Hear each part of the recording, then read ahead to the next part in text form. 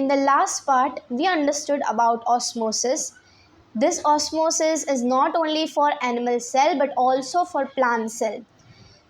Osmosis जो है वो डिफ्यूजन की तरह एक रिजिड प्रिंसिपल पे वर्क करता है, जिसको बोलते हैं the flow of particles from higher concentration to the lower concentration. ये सिर्फ एनिमल्स में प्रेजेंट नहीं होता है, प्लांट्स में भी होता है. एज वी नो, जो प्लांट्स होते हैं वो सॉइल से with the help of their roots they take water. Okay, they absorb water. अब ये कैसे होता है, let us understand with a simple diagram. मान लो ये ट्री का अपर पार्ट है जो सॉइल के ऊपर रहता है. ये है सॉइल, और सॉइल के अंदर हमें मिलते हैं रूट्स. रूट्स बहुत दूर दूर तक फैले होते हैं, सिर्फ इतने नहीं, काफ़ी अंदर तक. कितने अंदर तक, जहाँ तक अंडरग्राउंड वाटर जाता है वहाँ तक. ठीक है. अब ये क्या होगा, जो अंडरग्राउंड वाटर है वो सीप इन करता है, रेन वाटर से परकुलेट होके अंदर नीचे ज़मीन में कलेक्ट होता है. ठीक है. तो यानी कि सॉइल में क्या है, वाटर H2O प्रेजेंट है. अभी एक रूट लेते हैं, एकदम जूम इन करते हैं एक पार्ट पे. ठीक है. यहाँ पे ये है मेरा रूट. यहाँ पे पानी की कॉन्सेंट्रेशन कैसी है, कम. सॉइल जो बाहर है उसकी कॉन्सेंट्रेशन क्या है, वाटर की higher concentration. Apply the same principle here once again. The flow of particles from the higher concentration to the lower concentration. और ऐसे करते करते जो पानी है वो प्लांट के डिफरेंट पार्ट्स तक वो पहुंचता है, from the very ground to the upper most part of the plant और tree. Okay, so this was how osmosis works in plants for taking the water. अभी डिफ्यूजन और जो ऑस्मोसिस है वो सिर्फ वाटर और गैसेस के लिए नहीं है, वो सॉलिड पार्टिकल्स के लिए भी है, जैसे कि मिनरल्स, विटामिन जो सॉइल में होते हैं और प्लांट्स को उनकी बहुत ज़्यादा ज़रूरत होती है.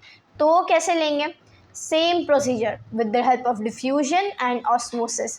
पार्टिकल्स जो होते हैं, सॉलिड पार्टिकल्स, वो पानी में मिले हुए होते हैं, they are present in the water. So fluid की हेल्प से, फ्लूइड एक मीडियम की तरह काम करता है उन सॉलिड पार्टिकल्स को ट्रांसपोर्ट करने के लिए. So diffusion and osmosis are equally responsible for the transportation of minerals, vitamins. Okay. अभी नेक्स्ट पोर्शन है हमारा फीचर्स ऑफ प्लाज्मा मेम्ब्रेन. अभी तक तो हमने ये पढ़ा कि उसके फंक्शंस क्या है, वो कौन सी प्रोसीजर्स को अडेप्ट करता है, कौन सी प्रोसीजर्स को परमिट करता है, कैसे मटेरियल्स को अलाउ करता है, etcetera etcetera. Now we will focus on the material of which the plasma membrane is built. ये सारी प्रोसीजर्स करने के लिए osmosis, flexibility, osmosis, diffusion, everything, इन सब के लिए उसको एक क्वालिटी की ज़रूरत होती है, दैट इज़ फ्लेक्सिबिलिटी. ठीक है. तो प्लाज्मा मेम्ब्रेन कैसी है, फ्लेक्सिबल. प्लाज्मा मेम्ब्रेन एक स्पेशल मटेरियल से बनी होती है, ऑर्गेनिक मटेरियल से, जिसको हम बोलते हैं लिपिड. तो ये जो प्लाज्मा मेम्ब्रेन है वो बनी है ऑर्गेनिक मॉलिक्यूल लिपिड से. सिर्फ लिपिड नहीं होता है, और एक चीज़ होती है दैट इज़ कॉल्ड प्रोटीन. सो ये दोनों चीज़ें याद रखनी है कि प्लाज्मा मेम्ब्रेन जो है वो लिपिड्स और प्रोटीन से बनी होती है. फ्लेक्सिबिलिटी की ज़रूरत कहाँ आती है, दैट्स अ गुड क्वेश्चन. एक यूनिसेलुलर ऑर्गेनिज्म है जिसको आपने सुना होगा शायद, या फिर नहीं सुना होगा. उसको बोलते हैं अमीबा. स्पेलिंग उसका डिफरेंट है पर उसका प्रोनाउंसिएशन उससे बहुत डिफरेंट है. उसको अमोइबा नहीं बोलते हैं, उसको अमीबा बोलते हैं. सो ये अमीबा जो है वो एक सिंगल सेल्ड ऑर्गेनिज्म है, यूनिसेलुलर ऑर्गेनिज्म. यानी कि उसका एक ही सेल सारे काम करता है, respiration, locomotion, reproduction, digestion, excretion, etcetera etcetera, सारी चीज़ें एक ही सेल करता है. ठीक है. अभी ये जो अमीबा है वो कुछ ऐसा दिखता है. उसका शेप जो है वो कोई फिक्स शेप नहीं है, और इसकी जो बाहर की लेयर है, बाउंड्री है, उसको बोलते हैं शूडोपोडिया. शूडो यानी कि फॉल्स, एंड पोडिया यानी फीट, यानी फॉल्स फीट. ठीक है. शूडोपोडिया. ये जो शूडोपोडिया है वो अपनी जो शेप है वो कॉन्स्टेंटली चेंज करता रहता है, जैसे अमीबा को अच्छा लगे वैसे. ठीक है. मान लो कि यहाँ पे कोई फूड मटेरियल है या फूड पार्टिकल है, यानी ऑफकोर्स उससे पहले मैं बता दूं कि ये जो अमीबा है वो माइक्रोस्कोपिक स्ट्रक्चर है, कोई बड़ा स्ट्रक्चर नहीं है, यानी कि कोई बड़ा ऑर्गेनिज्म नहीं है जिसको आप नेकेड आई से देख सकें. उसको देखने के लिए आपको माइक्रोस्कोप की ज़रूरत पड़ती है. यानी ये फूड पार्टिकल कुछ भी हो सकता है, छोटा से छोटा बैक्टीरिया भी हो सकता है. ठीक है. ये मान लो कि this is a food particle, कहीं दूर पे वो पड़ा है. ये जो अमीबा है वो पहले उसको आइडेंटिफाई करेगा, उसको लोकेट करेगा कि वो कहाँ पे है, ठीक है, उस पर हम बाद में जाएंगे।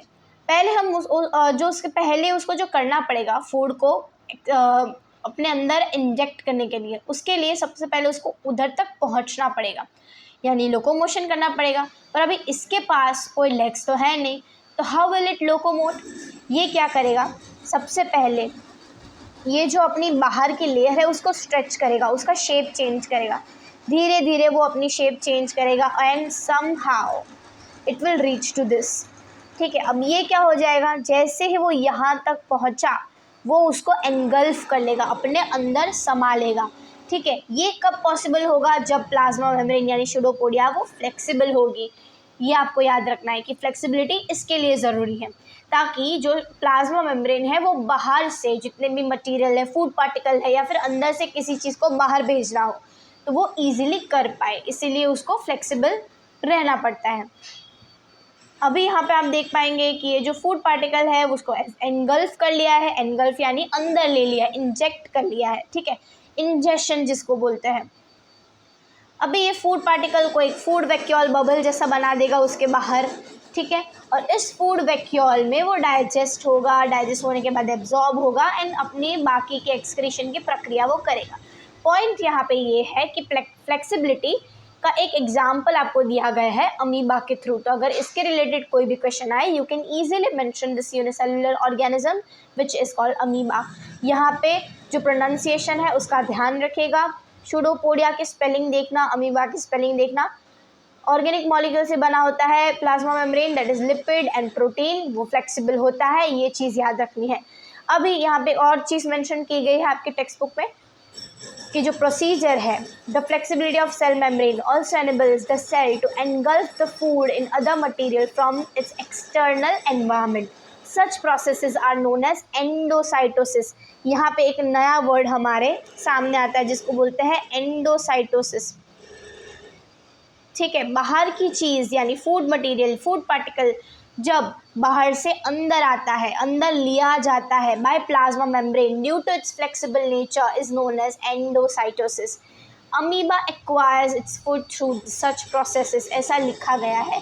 This is an example of it, यानी कि जब अमीबा अपना फूड एनगल्फ करता है, बाहर से अंदर लाता है, उस प्रोसीजर को बोलते हैं एंडोसाइटोसिस। इसकी डेफिनेशन पूछ सकते हैं और इसका एग्जाम्पल भी पूछ सकते हैं। अगर डेफिनेशन पूछे तो you can easily right that the flexibility of the cell membrane again it is the second name of plasma membrane, also enables the cell to engulf food from the and other material from its external environment. Such processes are known as endocytosis और amoeba उसका एक example है। So this was all for today. अगर आपका कोई भी question है you can easily mention in comment section, I will get back to you as soon as possible. कोई भी डाउट हो आप पूछ सकते हैं। Thank you so much, like share and subscribe for the parts. Thank you.